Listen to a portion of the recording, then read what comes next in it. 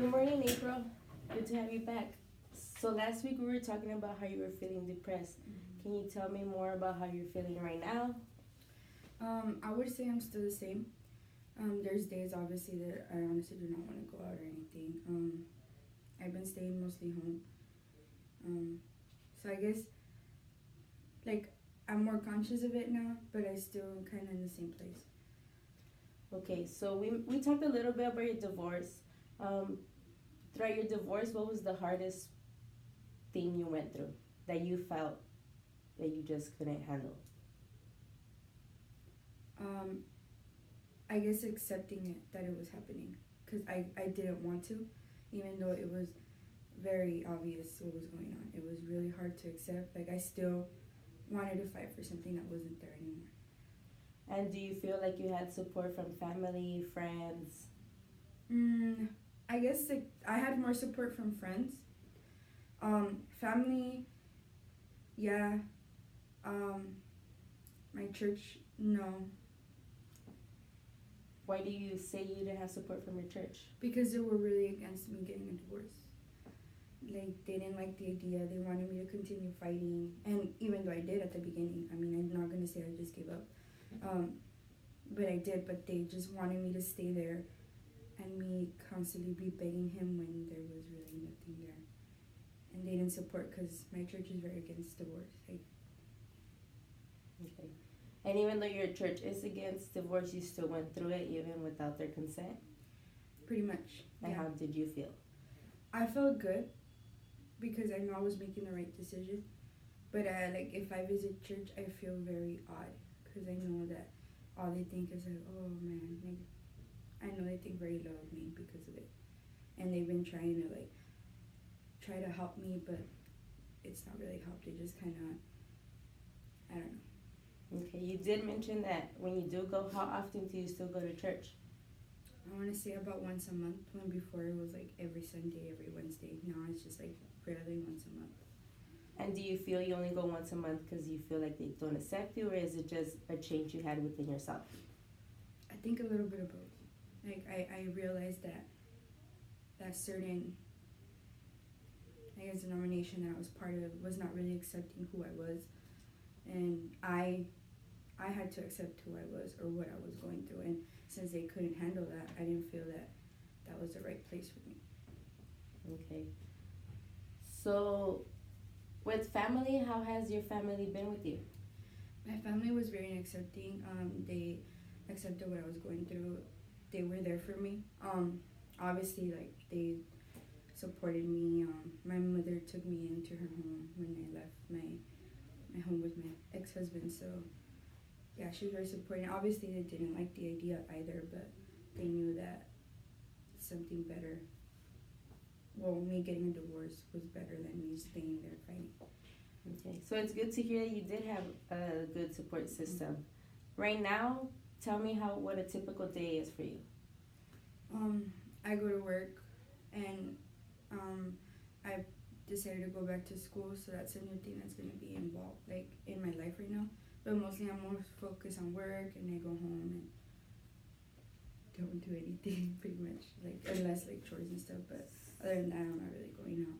Okay. So when you don't do anything, is that when you start to feel depressed? Yes, because I start thinking about it a lot, because I'm just alone. And I start, I guess, reminiscing on everything. Do you cry? Yes, I do. Remember, it's good to cry, so it's good to let out all those emotions. You did mention that you decide to go back to school, so that's something good that you can focus on because that's something positive. What are you going to school for? My master's, Masters in what? marriage family therapy. Oh, okay. And are you excited about that? I'm pretty excited. I'm not as excited as I wish to be, because I guess with everything going on, it's taken away that excitement from me. But it's something that I've been wanting to pursue for a while. Okay. But it's something that you did accomplish. You are accomplishing even after that hard patch that you're going through. Yeah, I guess. Yeah, you're right. But I don't know. I guess I'm still stuck in the idea that I'm going through this. That I need to get out of this soon. And I don't know. It's really been a great impact in my life, because I mean, I got married thinking this is forever, and apparently things didn't go that way. What other emotions are you going through besides feeling depressed? Um, I'm angry, confused. I think I'm in shock. I'm in great shock. Like I guess I still haven't passed it. I guess that's why it was harder for me to cry. And now that I do, like it's kind of uncontrollable unless I'm like around people. But I was in great shock for a while. Like I couldn't. I was just like going through life. Like what is going on? And okay, you said you were in shock a lot. That's the one emotion you mentioned a lot. Mm. Can you get more in depth about that? About when I was in shock. Mm-hmm. It was, I guess, after we signed the papers. Like it was more like, oh, like this is real. Like there's no turning back. So even at work, it affected my work. How I was being at work. I started getting a lot of anxiety due to it, and most of the times people were telling me that I had to cry, just how you said, and I couldn't at the beginning. I didn't feel the need. So I guess it had to take a while for me to finally let those tears out, because at the beginning I was just going through life like nothing, and everyone was constantly asking me like, are you fine? Is everything okay? How are you doing? And my response automatically was, I'm fine. I'm okay. And they would see that I was fine, but like there was a couple people that are like, you're like not fine. Like we can see that you're not. And in my head I was like, yes I am. I'm completely fine. And I guess it was my shock taking over me that wouldn't allow me to, I guess, display those emotions that I needed to. Okay. So with you being in shock, and you would tell, as you said, people would ask you if you're okay, and you'd be, I'm fine, I'm fine. Did you feel like you were shutting yourself out from everybody? Yeah, I did. I felt that I was wanting to isolate myself to avoid or confront that conversation. Like I guess I was just avoiding it because I knew that eventually, even if I was in a good setting, it would eventually come up. Like there was no way to avoid it. So I guess it was me trying to say I'm fine, like leave me alone. I don't want to talk about it in a way. Like even though I was in shock, I still didn't want to accept. Like in my head, I was like, no. Yeah. So you did this happen, what, 3 months ago, at the most? How was it that you found out, or that made it?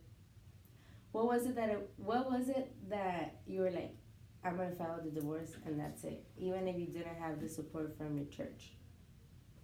Well, we were separated for a month, and I was like, my church was trying to like tell me like, no, you need to continue fighting, and blah blah blah. And I was trying, and I was constantly begging him, talking to him, and he was just refusing. He told me clearly many times he did not want anything with me. He did not want anything with me at all. To just leave him alone, let him be. And I was still constantly there trying. I would go look for him daily, and then it was until I guess a month after I realized, like, do I really want to be in this situation? Like, forever be constantly begging a person to be in my life when they clearly have told me they don't want to. So it was then when I decided, you know what, I need to, I guess, care for myself more, or a little bit more, because if not, then if I don't respect myself, then he's never gonna either. So I guess that's when I realized, like, I need to go through this divorce. Okay. And when you went to go get the papers, did you go alone, or did somebody go with you? No, I went alone. You went alone? Yeah. Did you? Would you have liked for someone to go with you? I think it would have been better, because honestly, I was completely clueless as to what I needed to ask for, who I needed to go to. It was mostly research that I had done online that led me to where I had to go. Okay.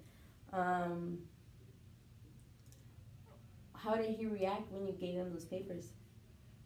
At first, he was like, yeah, I'll sign, whatever. Not the response I expected. I expected, like, no, like, why are you going through this? What are you doing this? And no, it was, I guess, the moment we signed that he was, like, just looking at me and he wouldn't say anything. And I think after that, I sent him a message, I wish you would have said something, and for me to not go through this. But he just said, I couldn't stop you, and that's it. And like, with him, I guess he closed up too and didn't really want to express himself. Okay. So I feel like you're still you clearly are still depressed and you're still feeling that there's more negative in your life than positive. So maybe when the next set when you come back in the next session, you can go home, think about 3 to 5 positive things that are happening in your life, and then we can discuss about that in our next session. Okay. Thank you.